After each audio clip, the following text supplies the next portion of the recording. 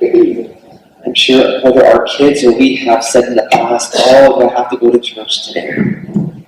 Well, even for priests have to sometimes fight the urge not to go to church. In fact, there was a pastor of a very large parish, and he woke up to a beautiful day like today. And he thought, oh, do I want to go golfing? And so he hummed and hawed and decided, okay, I want to go golfing. So he tells his associate, hey, I'm not feeling well. You look after the masses this weekend, and I'm going to go to the clinic. So he ends up quickly putting his golf bag into the trunk of the car and goes off. And so he makes sure to go to a golf course far away from the parish so nobody will ever recognize him. And he's thinking, well, today's a great day because everybody else is at church, and I'll have the whole course to myself. Well, up in heaven, St. Peter's going to Jesus saying, do you know what this priest is doing? Are you going to let him get away with it? Jesus says, no, I'll take care of it. Sure enough, the priest has the greatest day of golf in his life. He pars every hole. In fact, in some cases, he gets birdies or even eagles, so he's doing exceptionally well. So finally he gets to the 18th hole, the last hole, 500 yards, par 5. There's a water house in front of him, and then following that, there's a dog leg. So he's hitting so well that he just goes out to the tee box and just cranks it. Well, he hits it so well that it goes over the water hazard and beyond the dog leg. Well, all of a sudden, there's a gust of wind that moves the ball down into the dog leg, and the ball continues to roll and roll and roll. And so the priest is by himself, obviously, so he doesn't know one to ask him, hey, where's my golf ball? So he's walking and walking, turns around the bend of the dog leg, keeps walking, doesn't see any white around him, keeps walking, walking, walking, doesn't see anything. He's been playing so well, he maybe hit the green. He's walking, walking, walking. No white on the green. He looks in the hole, the ball's in the hole, hole in one. And he rejoices, he praises God for playing so well, especially this par 5, a hole in one. So he goes on his knees, he thanks God, and says, well, I can't wait to tell people what I've done. And St. Peter's asking Jesus, seeing all this down below, Lord, why did you let him get away with it? She said to him, who's he going to tell? This priest having this fabulous game of golf, he can't tell anybody because they're going to say, well, he lived in the church. So this priest couldn't tell his good news because he shirked his responsibilities. However, for us, we can share good news even in the midst of suffering. So our second reading for the past 6 Sundays has been taken from the first letter of Peter. And St. Peter writes to the community in what is now modern-day Turkey, or formerly known as Asia Minor. And he's telling the individuals there whom he calls sojourners or pilgrims or travelers, hey, keep up the faith. I know you're struggling. And so he's reminding them, hey, remember we share a royal priesthood, we're a holy people, priests, prophets, and kings to praise our God.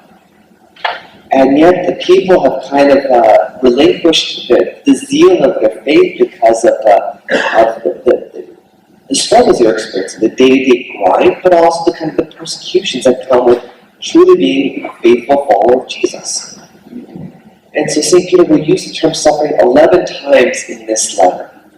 And so they're suffering because of persecutions, the trials, sometimes suffering for the sake of righteousness, sometimes because of their own sinfulness, sometimes even temptations by the devil. So there are all these things that are going on in the community. And St. Peter is saying, hey, keep up the faith. Share this good news with others, even in the midst of your suffering. And even St. Peter will say to the folks, that give a testament to your faith. When people ask you, hey, why are you so happy? Why are you so joyful? Well, tell them. Share this good news. But ultimately, St. Peter is saying to the people of Asia Minor, even in the midst of your sufferings, see the fullest meaning in the very person of Jesus. So on 3 occasions, he makes reference specifically to Jesus. He says to them, hey, if Christ suffered, well, you must also follow in his footsteps. If you are truly one of his followers, well, you have to follow him too. And he even says that if we have suffered a little while, hey, that's okay, because we'll be glorified in the fullness of time. And that even in the midst of sufferings, that Jesus will restore, establish, confirm, and strengthen those who follow him. So he's saying, hey, the sufferings ultimately have meaning. Even though it's very mysterious of why the community is suffering, keep up the faith. And even the term that St. Peter uses is for suffering in Greek, it's pasch, P-A-S-H. And it's something we refer to very often, the Paschal mystery, the Paschal Lamb. And that refers to the Exodus. So when the Israelites are ready to escape, before they're able to, Moses says to the people, hey, kill the lamb, the Pasch, take the blood of the lamb and put on the doorposts of the house. The angel of death will come at night. The houses that have the blood of the lamb on the doorposts will be saved. Those that don't will be destroyed. Well, from that, the people are liberated from slavery in Egypt and eventually get home. And 40 years later, they finally get to the promised land. And so when St. John the Baptist says to Jesus in John's Gospel, behold the Lamb of God, well, Jesus will be the Paschal Lamb, the Lamb sacrificed for the Passover. And so we too, by virtue of our relationship with the Lord, the Lamb who takes away the sins of the world, we too must follow Jesus, the Paschal Lamb. And so even in the midst of the people suffering in Asia Minor, St. Peter says, hey, keep up with the good news, even in the midst of your suffering. So what about us? All of us suffer too. And this is the existential question. Why is there suffering in the world? How can a good God allow suffering to take place in the world? Because it's, especially nowadays, I mean, one of the proofs of the non-existence of God is why there's evil and God is so good. And then we as Christians have to realize, hey, as St. Paul says, if we've been baptized into Christ, we have been baptized into His resurrection. So we too must follow the Lord, even in the midst of the sufferings that we must undergo. Whether it's health or more so just a grind of daily life. And I think we have to look to what Mother Teresa had said to many people. We're called not to be successful, but faithful. Because if we're always looking for success, we'll be easy to get bored and move on from one thing to another and realize the truth of faithfulness is accepting the sacrifice, the struggle that comes part and parcel with our Christian lives. And so ultimately we can find meaning. And in fact, we're the luckiest people on the face of the earth because we have the goal in mind. We have our eyes on the prize of Jesus. He Himself suffered and died, and He rose. Well, that's going to be our path too. And the Lord encourages us with His word and His body and blood to find the strength to keep on this Christian journey, to take up our cross and follow Him.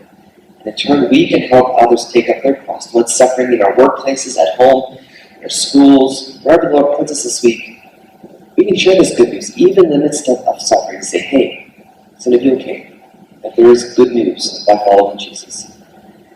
Now, if I'm not here on a Sunday morning, don't presume that I'm golfing, or shirking my responsibilities. Like this priest. And sometimes to think, well, I'm working too hard, I need to have a break, I'm fine, but not to deceive oneself, to play a remarkable game of golf. No, I think if we're faithful to our commitments, even when it results in suffering, hey, that's good news. And so this week, as we take up our crosses and follow Jesus, let's keep our eyes on Jesus. St. Peter said to the people there, hey, we're made holy by virtue of baptism, our following of Jesus, let's follow Him. And let's share our good news with those who also need to hear the good news that there is meaning in their suffering.